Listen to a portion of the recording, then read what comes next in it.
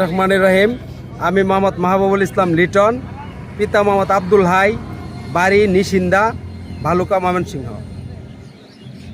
2 দিন আগে ফেসবুকে দেখলাম আমার বিরুদ্ধে একটা অপপ্রচার দিয়েছে আসাদুল কারি নামের এক ব্যক্তি।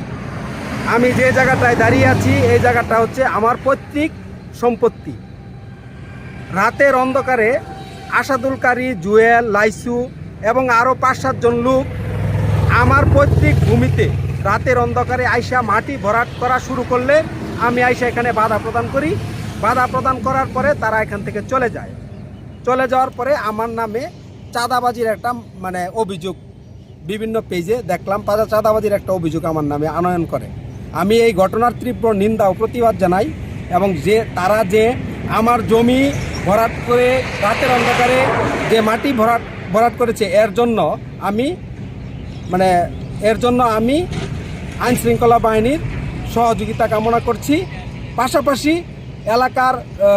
এলাকার গণ্যমান্য ব্যক্তি এবং তাদের সামাজিকভাবে যারা আছে তাদের কাছে আমি এটার সুবিচার এবং ন্যায় বিচার প্রার্থনা করছি।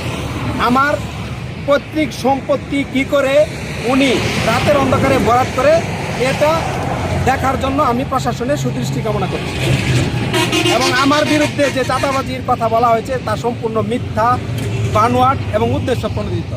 আমার এখানে চাঁদাবাজির কোনো প্রশ্নই আসে না। আসাদুল কারি এবং জুয়েল, লাইসু সহ এরা ভূমিদস্যু। এই এলাকার সব মানুষ জানে তাদের সম্পর্কে। আমার জমিতে তারা রাতের অন্ধকারে মাটি ফেলায় কোন বৈধতার ভিত্তিতে, আমার এটা আপনাদের কাছে প্রশ্ন।